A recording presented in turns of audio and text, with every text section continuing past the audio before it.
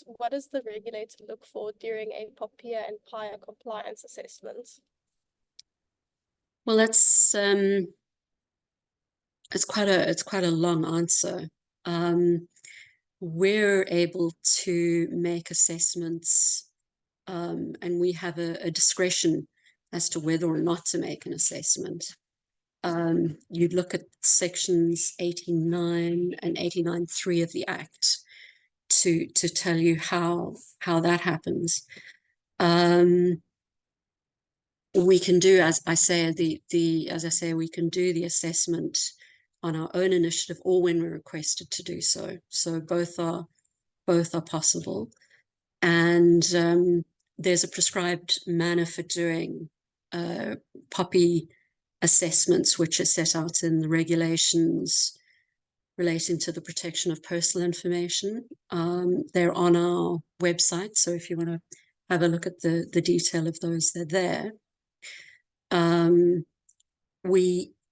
There is a form which requires the regulator to notify the requester that there's a decision to do an assessment, and we give people upfront information about what processing will be assessed, the people who will be affected by the relevant information, reasons why the assessment is to be conducted, and specific aspects of the processing that the assessment should address.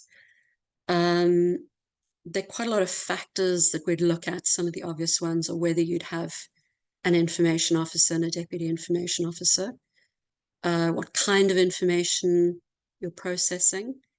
We'd look at whether there's training, if there's a privacy policy, if there are adequate security safeguards, if there's a retention policy, destruction policy, how you're dealing with transport of flows. And then I think also the question of direct marketing.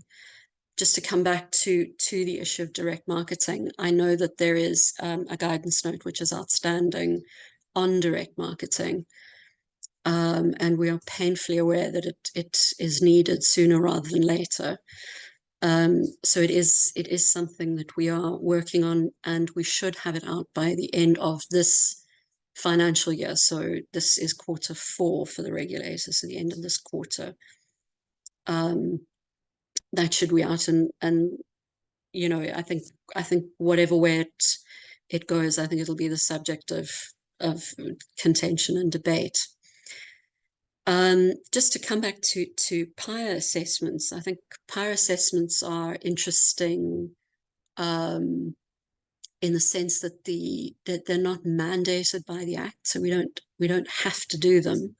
There's no penalty if we don't do them. But on the other hand, it's extremely important that people are thinking about transparency as well as the protection of personal information. They are both the regulator's mandate. The Act sets out the PAIA Act sets out the regulator's powers in Section 77, and there is also regulations which set out how it's done. We'd look at, you know, what kind of body it is, the services that are provided, the purpose of the information, the likely effect of non-compliance, whether non-compliance has been committed before, whether the body has been made of it non-compliance, and we'll really look at policies and implementation. I think that one of the things with these both acts and being assessed in these both acts is that people are worried if they have small organizations that, you know, don't have money for people to come in and assist, and also so SMMEs and also non-profits. I think there is quite a lot of information on various websites that give people some guidance on this.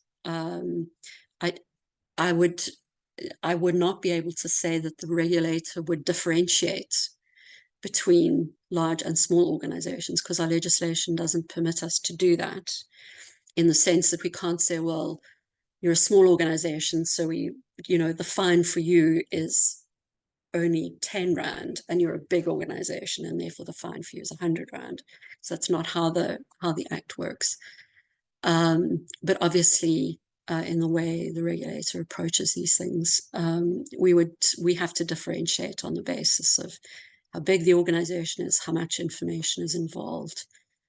So those are things that we will take into account.